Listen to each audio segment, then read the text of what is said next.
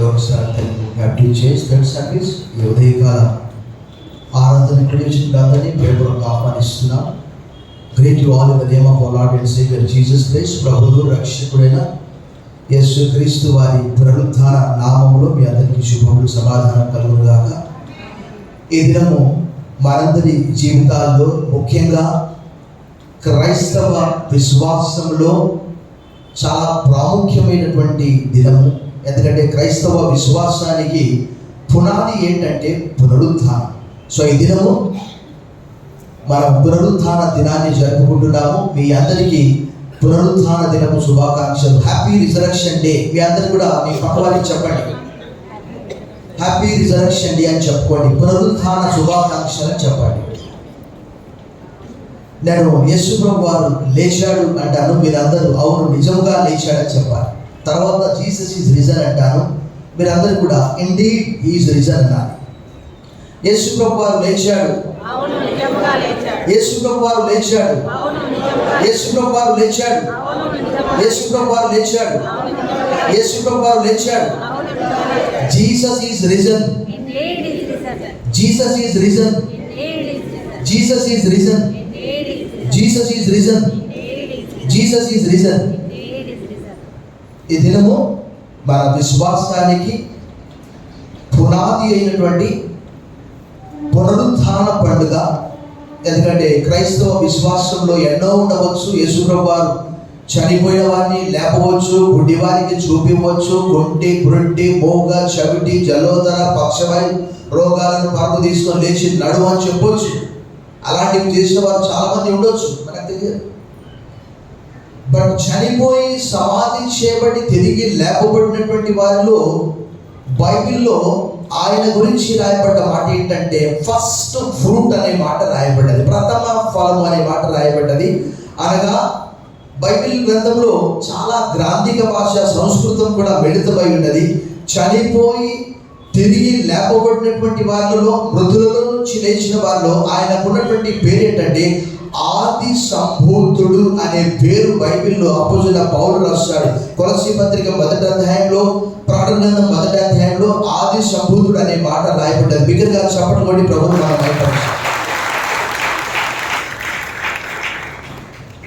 అయితే జాగ్రత్తగా మనము లేఖనాలను పరిశీలించాలి, పరిశోధించాలి. యేసు ప్రభు వారు ఏమన్నారు? లేఖనములలో నిత్య జీవం కలదని మీరు లేఖనాలను పరిశోధిస్తున్నారు. కానీ లేఖనాలను ఎవరి గురించి చెప్తున్నాయట చెప్పండి? యేసు ప్రభు గురించే చెబుతూ ఉంటారు. అందుకే మనం యేసు ప్రభు గురించి మాట్లాడుతున్నామంటే ఒకటి గుర్తుంచుకోవాలి, ఒకటి జాగ్రత్తగా గుర్తుంచుకోవాలి. పేతురుతో దేవదూత అపోస్తుల కార్యము 5వ అధ్యాయం 20వ వచనంలో చెరసాలలో వేయబడ్డప్పుడు ఆయనతో దేవదూత అన్నాడు, ఈ జీవమును గూర్చిన మాటలన్నీ కూడా ప్రజలతో చెప్పండి అని అన్నాడు. సో మనం యేసు ప్రభు గురించి మాట్లాడుతున్నామంటే అర్థం ఏంటి తెలుసా? జీవాన్ని గురించి మాట్లాడుతున్నాము అని భావన. ఆయనలో జీవం ఉండెను, ఆ జీవం మనుషులకు వెలుగై ఉండెనని యోహాను 1:4లో రాయబడ్డది.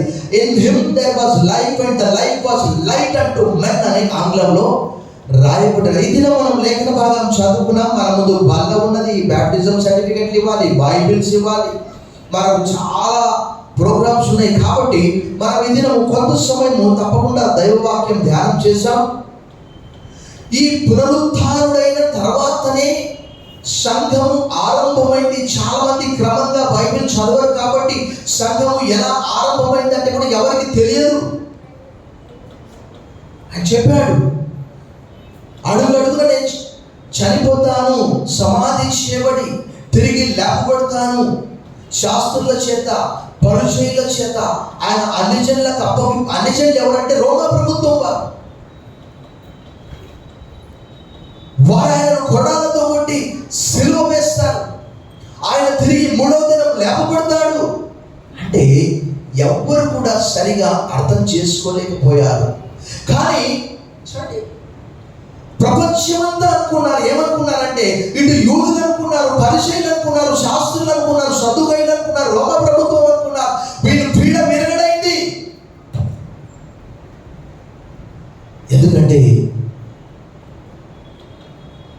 అనేక సందర్భాల్లో రాయబడ్డటువంటి మాటలు. ఇప్పుడు నేను దినం సమయం లేదు కాబట్టి ఎక్కువ బైబిల్ ఓపెన్ చేయించాను. తిరుగుబాటు చేస్తూ ఉన్నాడని, రోమా ప్రభుత్వానికి పన్ను కట్టకూడదని చెప్తున్నాడని. కానీ యేసుప్రభు వారు ఎప్పుడూ ఆ మాట అనలేదు. ఒకానొక సందర్భంలో మత్తయి సువార్త 17వ అధ్యాయంలో పేతురు దగ్గరికి వచ్చి ఒక వ్యక్తి అడుగు, ఏమయ్యా మీ గురువు పన్ను కట్టడా? ప్రభు విన్నాడు ఆ మాట. అందుకే రోమాపత్రిక 13వ అధ్యాయంలో పౌలు ఏమంటాడు? ఎవరికి పన్ను వారికి పన్ను అంటాడు. అందరికి వాళ్ళ వాళ్ళ రుణాలను తీర్చండి అంటాడు. అప్పుడు ప్రభు అన్నాడు పేతురు పిలిచి, పేతురు ఇక్కడ రా. నేను విన్నానులే వాళ్ళు మాట్లాడినటువంటి మాటలు. ఎందుకంటే Jesus did not have any wallet in his pocket. ఆయన చేతిలో చిల్లి గవ్వలేదు. పౌలు అంటాడు కదా, do you know the grace of our Lord Jesus Christ. మన ప్రభువైన యేసుక్రీస్తు కృప మీరు ఎరుగుతారు కదా. ఆయన ధనవంతుడై ఉండి కూడా మీ నిమిత్తం ఆయన అదే చిల్లి గవ్వలేదు. పేతురుతో చెప్పాడు. పేతురు, ఎస్ మాస్టర్, వెళ్ళు, అక్కడ వెళ్ళి ఏం చేయాలి? సముద్రంలో వల వేస్తే ఏమొస్తుంది? ఒక షెకెల్ వస్తుంది. అయితే ఎంత పన్ను కట్టాలి తెలుసా? 1/2 షెకెల్ కట్టాలి. నీది 1/2 షెకెల్, నాది 1/2 షెకెల్ కలిపి పన్ను కట్టే అన్నాడు. అసలు ఎంత అద్భుతం అండి. బిగ్గరగా చప్పట్లు కొట్టి ప్రభువుని మైపరచాలి. పోయి అక్కడ బలమేగానే ఒక చేప వస్తుంది. ఆ చేప నోట్లో ఏమున్నది? ఒక షెకెల్ ఉన్నది. ఎంత అద్భుతం కదా. అసలు ఆయన మాటల్లో లూకా సువార్త 5వ అధ్యాయంలో వాళ్ళు రాత్రంతా కష్టపడ్డారు, చేపలు పడలేదు. వారు దాంట్లో ఎక్స్పర్ట్స్ అన్నమాట. మత్తయి సువార్త 4వ అధ్యాయంలో కూడా వారు తమ వలలు సరి చేసుకుంటుండగా వారిని పిలిచాడు. వారు 1లో కూడా, లూకాలో కూడా 5వ అధ్యాయంలో రాయబడ్డారు. వారితో ఇలా అన్నాడు, ప్రభా మేము రాత్రంతా కష్టపడ్డాం, అయినా మేము చేపలు పట్టలేకపోయాం. ప్రభు అన్నాడు, ఇప్పుడు నేను చెప్తున్నాను వల వేయండి అన్నాడు. ఆ వల వేసి అంటే ఎందుకు చెప్తున్నాను ఈ మాటలంటే, ఆయన ఊరిక మాట్లాడలే ఏ మాట కూడా. ఈ జీవమును కూర్చిన మాటలన్నీ కూడా వెళ్ళి ప్రజలతో చెప్పండి. ఇక్కడ పాస్టర్ గారు చెప్తున్నారంటే ఎక్కడెక్కడో పుస్తకాలు కాదు, బైబిల్ గ్రంథంలో ఉన్న మాటలు తెలియజేస్తూ ఉన్నాడు. There are many books and many subjects in this world. ప్రపంచంలో ఎన్నో పుస్తకాలు ఉన్నాయి, ఎన్నో సబ్జెక్టులు ఉన్నాయి. కానీ నేను ఒక పుస్తకం క్రమంగా చదువుతూ ఉన్నాను. క్రాస్ ఆఫ్ క్రైస్ట్, క్రీస్తు యొక్క సిలువ ప్రపంచాన్ని దేవునితో సమాధానపరిచి ప్రపంచానికి విడుదల కలగజేసింది. ఆ సిలువ దేవుని యొక్క అనాది ప్రణాళిక. John R.W. స్టార్ట్ అనే వ్యక్తి క్రాస్ ఆఫ్ క్రైస్ట్ అని 350 పేజీల పుస్తకాన్ని రాశాడు. గూగుల్లో కొడితే వస్తుంది. John R.W. స్టార్ట్ సిలువను గురించి చాలా పుస్తకాలు రాశారు. ప్రపంచంలో చాలా సబ్జెక్టులు ఉన్నాయి. ఆ వల వేసినప్పుడు ఆ విస్తారమైన చేపలు బట్టి వారు ఆశ్చర్యపోయి, పేతురు ఏమన్నాడు చెప్పండి? బైబిల్ బాగా చదవాలి. నేనేం తయారు చేసుకుని ఇవన్నీ అసలు ఈరోజు చెప్పాల్సింది వేరు, కానీ ఎందుకో పరిశుద్ధాత్మ దేవుడు అటువైపు తీసుకెళ్తున్నాడు. పేతురు అదంతా చూసి ఏమన్నాడు తెలుసా? Lord I am a sinner, depart from మీ. ప్రభువా నేను పాపిని, దయతో నన్ను విడిచి దూరంగా వెళ్ళిపో అన్నాడు. అసలు పేతురు అక్కడ ఒప్పుకుంటూ ఉన్నాడు. ఇదంతా లూకా సువార్త 5వ అధ్యాయంలో రాయబడి ఉన్నది. అంటే ఆయన దైవాంశ సంభూతుడని పేతురు గ్రహించాడు, గుర్తించాడు. ఇది ఎవరో సామాన్యమైన వ్యక్తి కాదు. కానీ ఈరోజు మనం ఆయనను ఎలా స్వీకరిస్తున్నాం? ఆయనను ప్రపంచంలో లోకము ఎలా చూసింది? పేతురుతో అడిగినప్పుడు పేతురు ఏమనుకుంటున్నారు అంటే, మత్తయి సువార్త 16వ అధ్యాయంలో కొంతమంది అన్నారట ఇర్మియా అన్నారట. ఎందుకన్నారు చెప్పరా? లూకా సువార్త 19వ అధ్యాయంలో యెరూషలేము గురించి దుఃఖపడ్డాడు, ఏడ్చాడు కాబట్టి ఇర్మియాకు ఉన్నటువంటి పేరేంటి? ఒకటి విలపించు ప్రవక్త, వీపింగ్ ప్రాఫిట్. వైలింగ్ ప్రాఫిట్, ప్రజల కొరకు దుఃఖిస్తున్నాడు, విలపిస్తున్నాడు, కన్నీరు కారుస్తూ ఉన్నాడు. యేసు వారు కూడా యెరూషలేం వైపు చూసి ఏం చేశాడు? యెరూషలేమా దుఃఖపడ్డాడు. జీసస్ వర్త్ అనే మాట కూడా యోహాను సువార్త 11వ అధ్యాయంలో మనం చూస్తాం. ఎవరు? లాజరు చనిపోయినాడు. ప్రభునందు మిక్కిలి ప్రియులారా, అసలు ఒకవేళ ఒక్కసారి ఆలోచన చేయండి, ఆయన దైవాంశ సంభూతుడు కాకపోతే ఆయన చెప్పినటువంటి మాట, నికోదేమోస్తో చెప్పినటువంటి మాట, పరలోకం నుండి దిగి వచ్చిన వాడే తప్ప పరలోకంలోకి ఎక్కిపోయిన వాడు ఎవడు? అసలు ఎవరు వెళ్తారండి పరలోకానికి? పరలోకానికి వెళ్ళినటువంటి వారు ఎవరు లేరు. అందరూ అక్కడ ఉన్నారు, హనోకుతో సహా. ప్రభునందు మిక్కిలి ప్రియులారా, వాక్యము చాలా జాగ్రత్తగా చదవాలి. నేను ఒక పడుకున్నప్పుడు తప్ప మిగతా సమయాలంతా కూడా దైవ కృప. అది నాట్ టు బోస్ట్. ఎందుకంటే పౌలు గారు అంటాడు, అతిశయించువాడు ప్రభునందే అతిశయించాలి. ఎందుకంటే దేవుని మూలంగా ఆయన మనకు నీతి, పరిశుద్ధత, విమోచన, జ్ఞానము అని చెప్పి చెప్తాడు. కొరింథీయులకు రాసిన మొదటి పత్రిక 1వ అధ్యాయం 37వ వచనంలో, ఇర్మియా గ్రంథం 9:23లో అంటాడు, wise should not boast in his wisdom, wealthier should not boast in his wealth, and mighty should not boast in his might. జ్ఞాని తన జ్ఞానమును బట్టి, శూరుడు తన శౌర్యమును బట్టి, ఐశ్వర్యవంతుడు తన ఐశ్వర్యమును బట్టి అతిశయింపకూడదు. అతిశయించువాడు దేన్ని బట్టి అతిశయించాలంటే, భూమి మీద కృప చూపుచు నీతి న్యాయంగా జరిగించువాడు నేనని గ్రహించి తెలుసుకొని ఆనందించడం వల్ల అతిశయపడాలని చెప్పాడు. What are human beings that you are mindful of them? నీవు కలగజేసిన ఆకాశ నక్షత్రం చూడగా, నీవు కలగజేసిన అవన్నీ చూసినప్పుడు నీవు మనుషుని జ్ఞాపకం చేసుకున్న వాడు, నరపుత్రుని దర్శించిన వాడు. సహోదరులు, కమలాకర్ గారు వారు ఎంత ఆరోగ్యంగా ఉండేవాడు. నేను ఎప్పుడు అనుకునేవాడిని స్పోర్ట్స్ మ్యాన్ అనుకునేవాడిని. ఎందుకంటే యంగ్ మ్యాన్ లాగా టీషర్ట్ వేసుకుని ఇటువైపు చూస్తే ఆయనే అక్కడ కూర్చున్నాడు అన్నట్టు అనిపిస్తుంది. గుడ్ ఫ్రైడే రోజు మనమందరం చర్చికి రెడీ అవుతున్నాము. అకస్మాత్తుగా బైబిల్ గ్రంథం ఏమని తెలియజేస్తుందండి? చాలా స్పష్టంగా రాయబడ్డది, విసని వెళ్ళి తిరిగి రాని చెప్పాలండి. వాక్యం నేర్చుకోవాలి. విసిరి వెళ్ళి తిరిగి రాని, బిగ్గరగా చెప్పండి, గాలి వంటి వారమాట. గాలి బాగా వచ్చినప్పుడు అక్కడి నుంచి వస్తుంది, ఇటు నుంచి వస్తుంది, అటు నుంచి వస్తుంది, పైనుంచి కూడా పెట్టారు చూడండి గాలి వరకు. ఆ సర్వశక్తి గల దేవుడు ఈ భూలోకానికి యేసుప్రభువు అన్నారు, అనేక మంది చూడాలనుకున్నారు కానీ చూడలేకపోయారు. ఎందుకు అంటే యెషయా 6వ అధ్యాయంలో యెషయా ఏం చేస్తాడు? ఉజ్జియా చనిపోయినప్పుడు దేవాలయంలోకి వెళ్ళి ఆదరణ పొందుకుంటాడు. అయ్యో, సైన్యములకు అధిపతి అయిన యెహోవా నేను చూచింది అనుకుంటుని, చూశాను అన్నాడు, చూచింది అనుకుంటుంది అన్నాడు. చూశాడు ఆయన. యేసుప్రభువు వారు ఏమన్నారు? యోహాను 5:37లో, తిమోతికి రాసిన మొదటి పత్రిక 6వ అధ్యాయంలో, ఏ మానవుడు ఎప్పుడు కూడా దేవుని చూడలేదంట, ఆయన స్వరం కూడా వినలేదంట. నిర్గమకాండం 20వ అధ్యాయంలో ఏమని రాయబడింది తెలుసా? ప్రజలు అంటారు, మోషే నువ్వు మాతో మాట్లాడు, దేవుడు మాతో మాట్లాడితే మేము చచ్చిపోతాం. అసలు మోషే కూడా భయపడ్డాడంట తెలుసా? ఎంతమందికి తెలుసు? చాలా పూర్వున్నారే మీరు. మోషే కూడా భయపడ్డాడు. చూడండి ఒకసారి, ఎందుకు లేఖనాలు మీరు పఠించట్లేదు? నాకు అర్థం కావట్లేదు. హెబ్రీయులకు రాసిన పత్రిక 12వ అధ్యాయము 22వ వచనం చూడండి.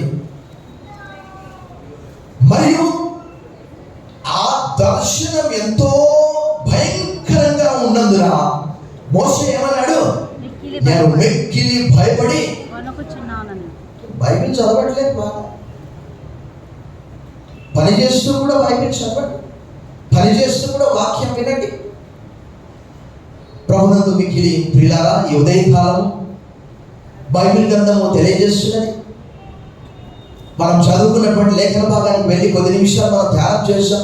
ఎందుకో ప్రభు ఈరోజు మీకు కాలమును బట్టి చూస్తే మీరు బోధకులుగా ఉండవలసిన వారు, కానీ దేవోక్తుల్లో మొదటి మూల పాఠంలో మరలా ఒకటి మీకు బోధింపవలసి వచ్చాను.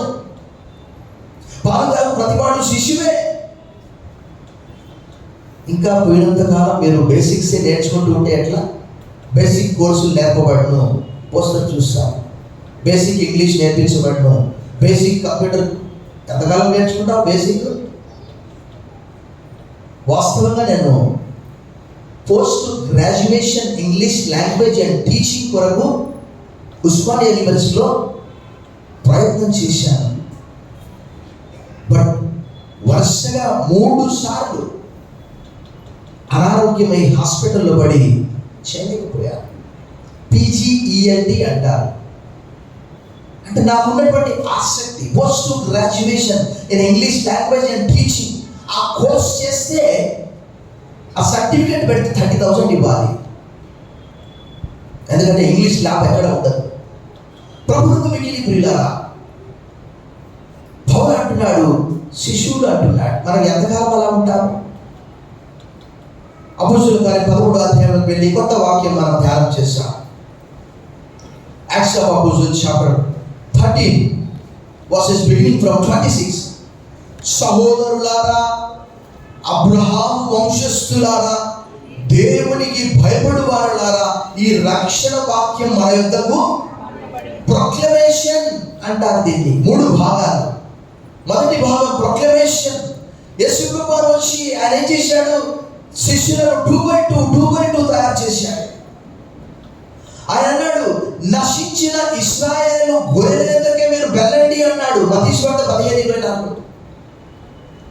మత్తయి సువార్త 3వ అధ్యాయంలో యూదయ అరణ్యంలో యోహాను కూడా అలాగే చెప్పాడు, దేవుని రాజ్యము సమీపించుచున్నది, మీరు మారు మనసు పొందండి, సిద్ధపరిచాడు. ఆ పై భాగంలో మనం చూస్తే చూడండి 13:24, ఆయన రాకముందు యోహాను ఇశ్రాయేలు ప్రజలకు అందరికీ మారు మనస్సు విషయమైన బాప్తిస్మము యోహాను తన పని నెరవేర్చుచుండగా, నేను ఎవడనని మీరు తలంచుచున్నారు? నేను ఆయనను కాను, ఇదిగో నా వెనుక ఒకడు వచ్చుచున్నాడు, ఆయన కాళ్ళ చెప్పులు విప్పుటకై నేను పాత్రుడను కానని.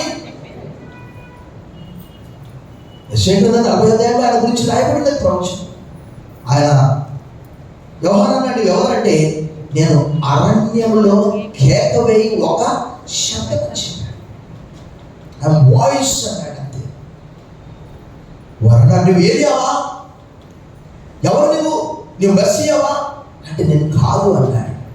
నా వెనుక వచ్చేవాడు చాలా శక్తివంతుడు, ఆయన చెప్పుల వారు విప్పుటకై నేను. ఈ మధ్యన నాకు ఒక సందేహం వచ్చింది, యేసు ప్రభువు చెప్పులు వేసుకున్నారా అని. కానీ బాప్తిజం ఇచ్చి యోహాను ఏమన్నాడు? ఆయన చెప్పుల వారు అంటే చెప్పులు ఉన్నట్టే కదా. తర్వాత పరిచర్యకు పంపించినప్పుడు మీరు చెప్పుల గురించి కూడా మాట్లాడాడు లూకా సువార్తలో. సో మత్తయి సువార్త 3లో బాప్తిజం ఇచ్చి యోహాను చెప్పాడు. మత్తయి సువార్త 4లో ప్రభు ఏం చెప్పాడు? 4:17 మొన్నే చదివించాను చూడండి. 4:17 చదవాలి వేగంగా.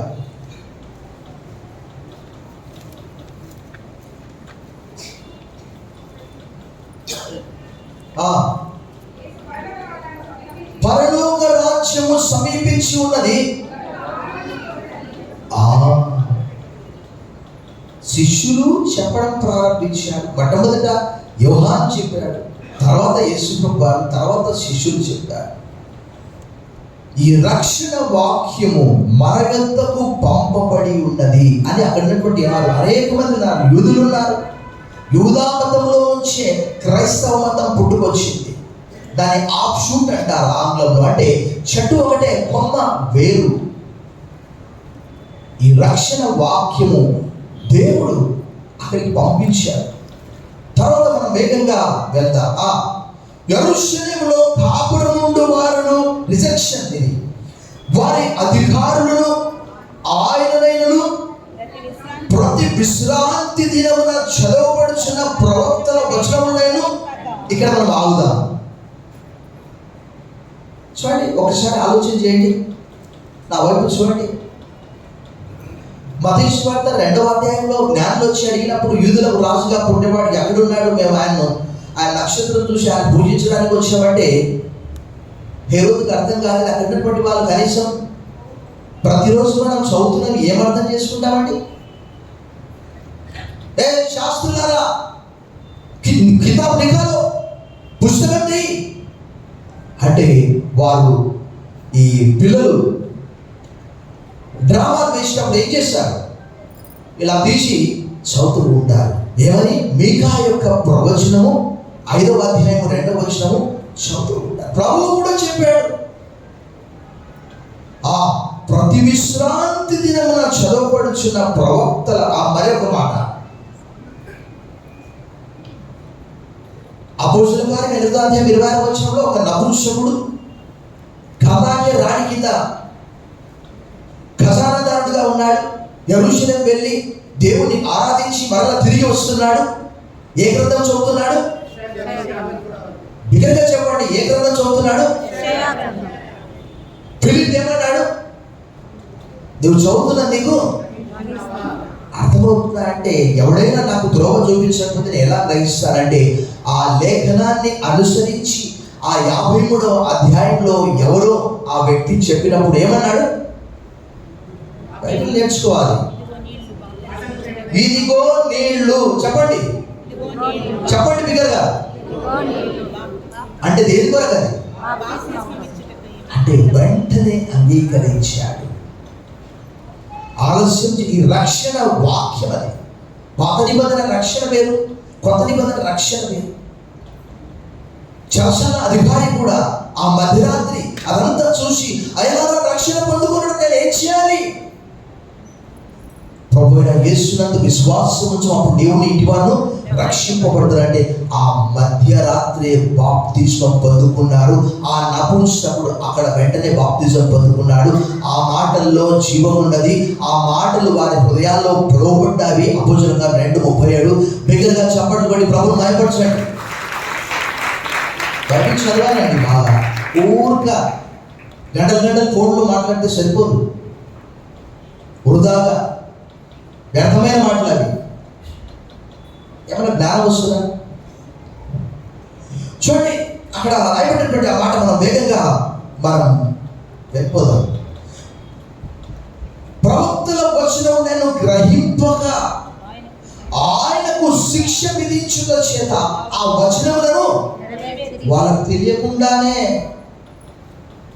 యేసు ప్రభు వారు కూడా ప్రతి మాటకి ఏమన్నారు చెప్పండి, నేను చెప్తూ ఉంటాను. చెప్పాలి. లేఖనముల ప్రకారము లేఖనము నెరవేరునట్లు. స్క్రిప్చర్. మీరు పడుకున్నా నెత్తిన పెట్టుకొని పడుకుంటే బైబిల్ జ్ఞానం వస్తుందండి.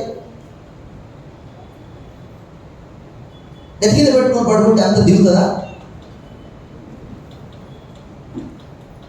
ఆయనకు శిక్ష విధించుట చేత ఆ వచనములను వారు ఏం చేశారట?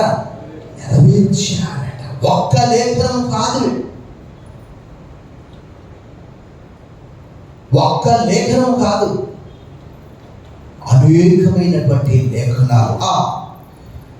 ఆయన యందు మరణమునకు తగిన హేతువేదియు కనబడకపోయినను ఆయనను చంపించవలనని వారు పిలాతును వేడుకొని వారు ఆయనను గూర్చి వ్రాయబడ్డవన్నీ నెరవేర్చిన తర్వాత ఆయనను ప్రాణం మీద నుండి దింపి, అది కూడా యెషయా గ్రంథం 53వ అధ్యాయంలో రాయబడి ఉన్నది. భక్తిహీనులతో కూడా ఆయనకు సమాధి నియమింపబడి ఉన్నది. ఇద్దరు దొంగలు కుడివైపు ఒకడు ఎడమవైపు ఒకడు. ధనవంతులుండే చోట్ల సమాధి చేపట్టాడని కూడా రాయబడి ఉన్నది. అది యోహాను సువార్త 19వ అధ్యాయంలో అరిమతయి అని యోసేపు తన కొరకు తొలిపించుకున్నాడు, అందులో పెట్టారు. ఒకసారి ఇంకా మనం ఈ పాయింట్లోకి వస్తాం. అందరం కలిసి 30వ వచనం చదువుకొని కొంత సమయం ధ్యానం చేస్తాం. తాను Bible with me to the acts of apostles chapter 13:30. అందరూ నాతో పాటు, అయితే దేవుడు మృతులలో నుండి ఆయనను, బిగ్గరగా చప్పట్లు కొట్టండి, బిగ్గరగా.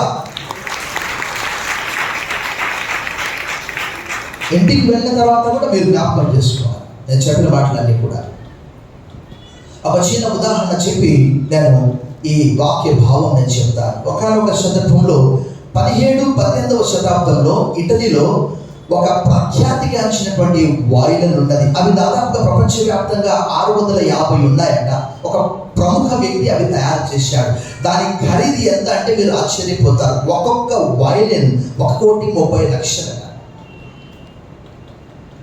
ఒక దినము ఆ వాయిలన్ పైనుంచి కింద పడి ముక్కలైపోయిందట. అందరూ అనుకున్నారు ఆ వాయిలన్ ద్వారా ఇంకా వాయిద్యము రాదు, సంగీతం రాదు, దాని చాప్టర్ క్లోజ్ అనుకున్నారట. యేసు ప్రభు గురించే అలా అనుకున్నారు. ఈయన గుడ్డివారికి, మూగవారికి, జలోదర రోగం, పక్షవాయువు, చనిపోయిన వారిని లేపుతూ ఉన్నాడు. యోహాను సువార్త 12వ అధ్యాయం, నేను సమయాన్ని బట్టి వేగంగా వెళ్తున్నాను. యోహాను సువార్త 12వ అధ్యాయంలో వారు అన్నారు, మన ప్రయత్నములు ఎలా నిష్ఫలమైపోయాయి, ఇదిగో లోకము ఆయన వెంట పోవచ్చున్నది. బిగ్గరగా చెప్పడం బట్టి ప్రభువు భయపరచండి. బిగ్గరగా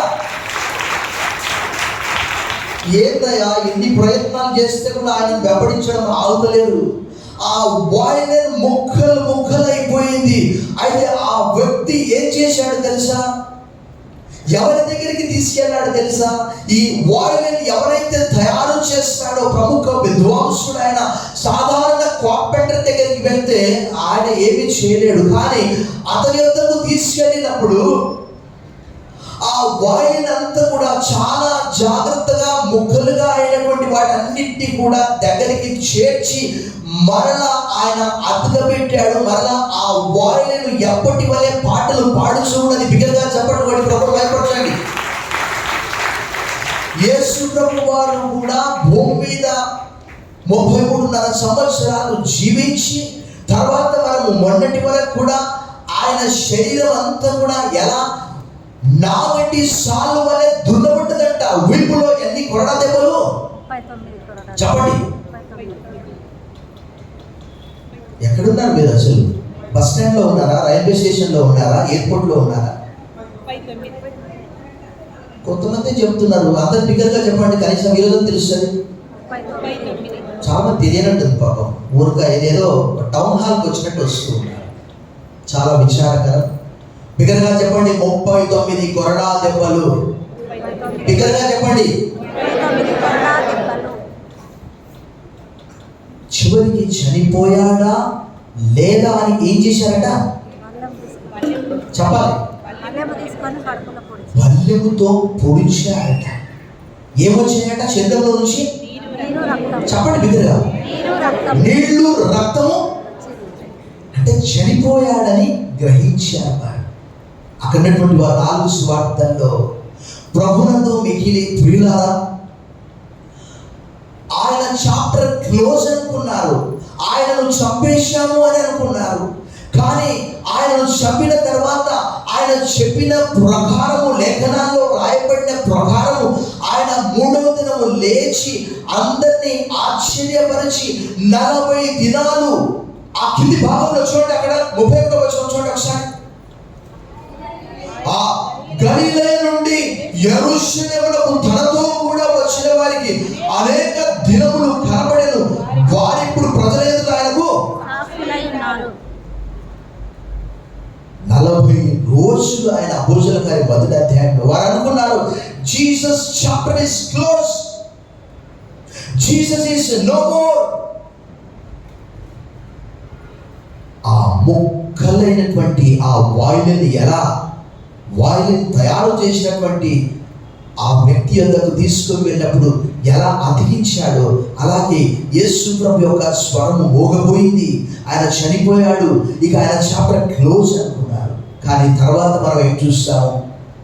ఆయన చెప్పిన ప్రవచనాల ప్రకారం ఈరోజు ప్రపంచవ్యాప్తంగా నేను ముందే చెప్పాను, ఈ జీవము కలిగినటువంటి ఆ మాటలను బట్టి, ఆయన మాట్లాడినటువంటి మాటలను బట్టి మత్తయి సువార్త 13లో యేసుప్రభు వారు అన్నారు, అనేక మంది ప్రవక్తలు, రాసులు చూడాలనుకున్నారు, చూడలేకపోయారు, వినాలనుకున్నారు, వినలేకపోయారు. చూచుచున్న మీరు ధన్యులు, వినుట వల్ల విశ్వాసం కలుగును, వినుట క్రీస్తును కూర్చున్న మాట వల్ల కలుగును. బిగ్గరగా చెప్పడం కూడా ప్రభు భయపరచండి. బిగ్గరగా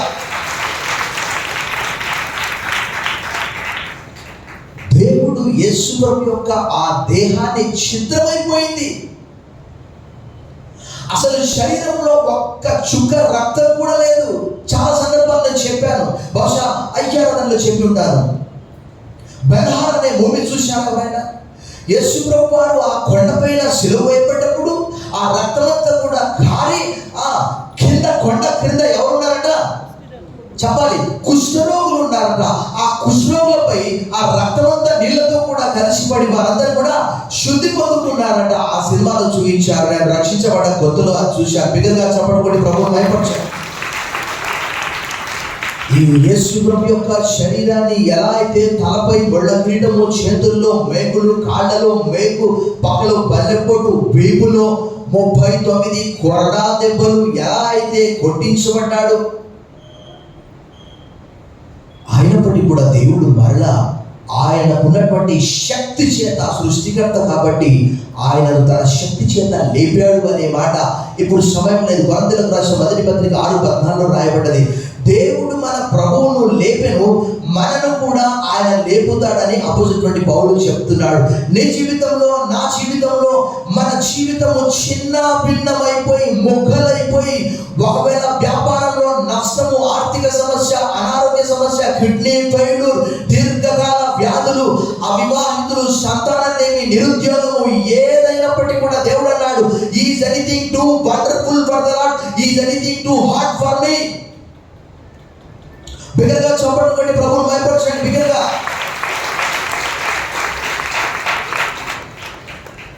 చచ్చిపోయినటువంటి యేసు ప్రభు వారికి మరలా జీవం ఇచ్చాడు. అందుకే పేతురు అన్నాడు, మీరు జీవాధిపతిని చంపితిని, దేవుడు మృతుల్లో నుండి ఆయన లేపని దానికి మేము. నీ జీవితంలో ఏదైనా సమస్య ఉన్నదా? కష్టం ఉన్నదా? నష్టం ఉన్నదా? దుఃఖం ఉన్నదా? అది దేవునికి అప్పచెప్పినప్పుడు, ఆయన తన ఆత్మను మొన్నటి దినమున మనం చూశాము. దేవునికి అప్పచెప్పినప్పుడు మూడవ దినమున తిరిగి మరలా ఆయన సజీవుడయ్యాడు. బిగ్గరగా చెప్పండి, ప్రభువును భయపరచండి. ఈ సందేశాన్ని మీరు కూడా తీసుకొని వెళ్ళి ఈరోజు ఒక మాట చెప్పి నేను ముగిస్తాను. ఈరోజు చాలా మంది వాక్య జ్ఞానం లేక, అవగాహన లేక, చదవక పునరుత్థానాన్ని గురించి మాట్లాడారు. అపోస్తలుల కార్యంలో ఆ రోజు ప్రతిరోజు పునరుత్థానాన్ని గురించే మాట్లాడారు. ప్రతిరోజు పునరుత్థానాన్ని గురించే మాట్లాడారు. ఎందుకంటే అక్కడ హాట్ టాపిక్ అదే. పౌలు గారు కూడా అంత ఈజీగా నమ్మే వ్యక్తి కాదాయన. ఎందుకంటే మనము అపోస్తలుల కార్యము 7వ అధ్యాయం 60వ వచనంలో చూస్తాము. అక్కడ 51 నుంచి 60 వచనాల్లో స్టెఫన్ అనే యవనస్తుని చంపివేసినప్పుడు అక్కడ ఎవరట సాక్షి?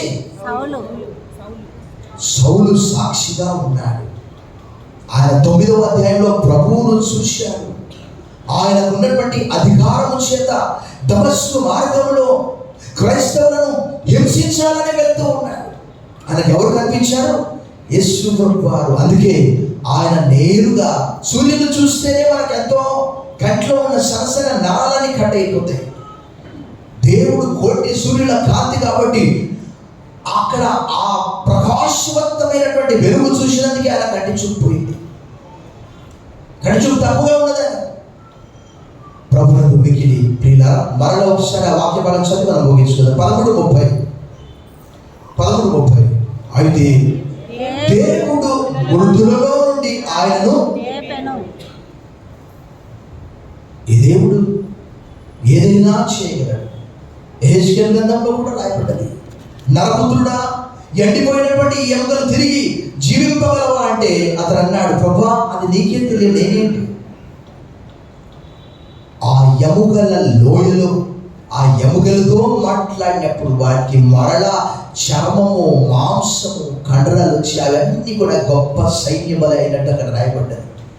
అది వారి ఆధ్యాత్మిక జీవితానికి సూచనగా అక్కడ చూపించాడు. ఈరోజు కూడా ఇంకా మనకు దాదాపుగా 40 రోజులు ఇదే విషయం మనం మాట్లాడవచ్చు. నీ జీవితంలో ఏదైనా సమస్య ఉన్నదా? నిరుద్యోగంతో బాధపడుతున్నావా? సంతానం లేమితో బాధపడుతున్నావా?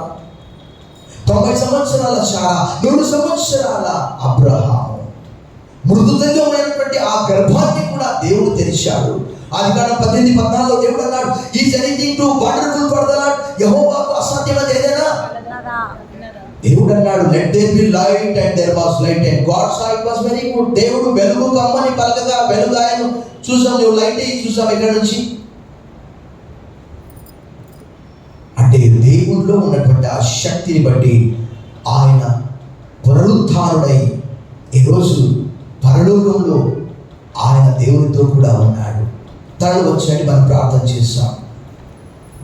సర్వశక్తి గల దేవా, ఈ దినము ప్రపంచానికి మాకు ఎంతో నిరీక్షణ దినము, ధైర్యముతో కూడినటువంటి దినము, ఆశా దినము, మనోధైర్యము, నిబ్బరము.